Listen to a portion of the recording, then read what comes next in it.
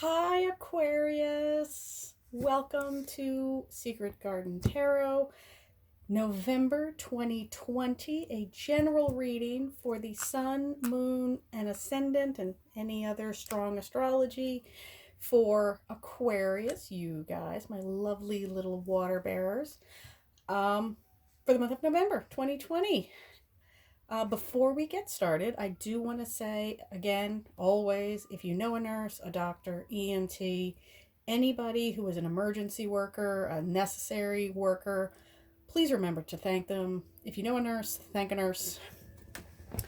We are actually filming this in October, and October is going to be a very interesting month. We have two full moons. I've done a special reading for October's first full moon, and I will link that up at here. And there will be a new moon on the 16th.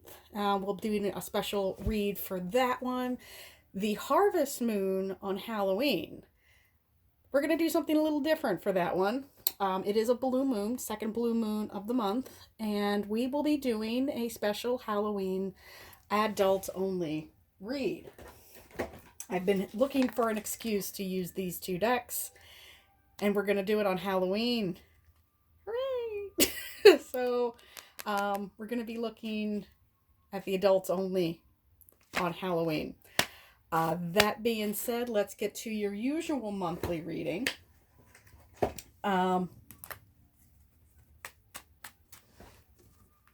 You guys know how I do mine. If this is your first time here at Secret Garden Tarot, welcome. Everybody is always welcome. Cross-watchers are always welcome. New viewers, returning viewers, obviously.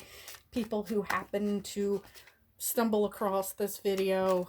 And if you like what you see, and if this is a community that you would like to support, a channel that you would like to support, please check that little subscription button. I have a goal of 500 subscribers by the end of the year. I may or may not reach that, but there are a ton more subscribers than there used to be, so thank you. If this is your first time here, let me explain my shuffling techniques, and I'll put a timestamp if you actually don't appreciate it. I let the cards choose themselves like that. Now, the cards, I only pick the cards that jump out or flip over in the deck. So that way it keeps everybody honest. And some of the cards are actually sometimes a bit of a mystery to me as well. Because some of them will flip out like this one did. I did not look at it. That's why I use this small cropped view, because you guys only really want to see the cards. You don't really need to see me. You don't. But I will choose a deck for the primary reads, a secondary deck for the clarifiers, and I do shuffle through them. I cleanse each deck, and using different decks actually does help that. So I do, you can't say, oh, well, she used the same deck for the same purpose the reading before. So I try to use fresh decks or cleansed decks. But that's enough about the process. Let's just get right to the clarifiers.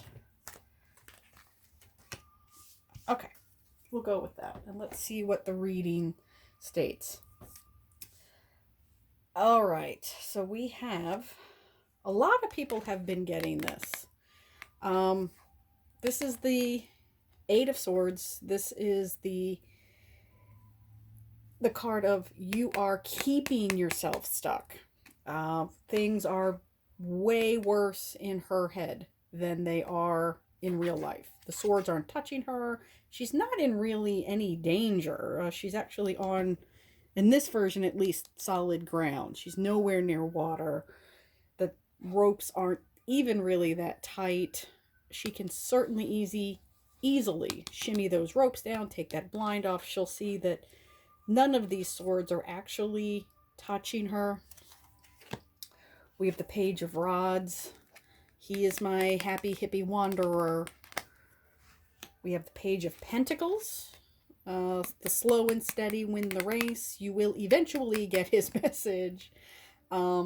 Because apparently that coin is very heavy. It takes a lot to lift that coin. And he has to have momentum, and he has to have stamina to carry it the long ways. Pages are always messengers, bringers of information. Four of Cups. This is not necessarily ignoring your blessings, accepting heaven's gift. You just need to know how to accept it. Maybe these cups have been brought in advance. This is the missed opportunity card. These cards, perhaps, these cups down here were hidden. So Destiny has to practically slap this guy in the head to get them to see what his blessings are. She's just kind of, or this hand, this disembodied hand, is just a couple of inches from his face. So you literally have to, slam this cup into his nose for him to get to see that he is much more blessed than he thinks. So it's a very similar energy to this one. He thinks, oh, well, I only have this one cup that you're handing me right now that you're slapping me in the face with. He's ignoring these. So this is a card of missed opportunity, at least to me. However, we do have this Ten of Swords. Now, this is a particularly gory illustration. However, it is, if you notice very quickly, there is daylight breaking. This is the end of a chapter. This man is ceased to be. This guy, he is actually turning colors. He's green. Very kind of, yeah, there's a bunch of geese outside, so I'm sorry if you hear the honking. Yeah, he has ceased to be. He has expired. He has transitioned to the next phase. I'm drawn to the snowflakes all over him. So once the snow ends, the winter ends, spring begins, that's the next chapter. So he has he's ready for it. This particularly painful cycle has ended. So he is ready to begin the springtime, the next cycle. Okay, so let's get with the clarifiers now. Another Page of Rods, another happy wandering hippie. Passionate messages, very, very, see how drastically different the illustrations can be? Again, the pages are younger energy. He is wand energy, he's fire energy. He may or may not be somebody, or she. This is kind of an ambiguous character. You can't really tell if that's a guy or a girl, and it's not necessarily supposed to be either male or female. It's younger energy, it's child energy, young energy, kind of gender ambiguous energy.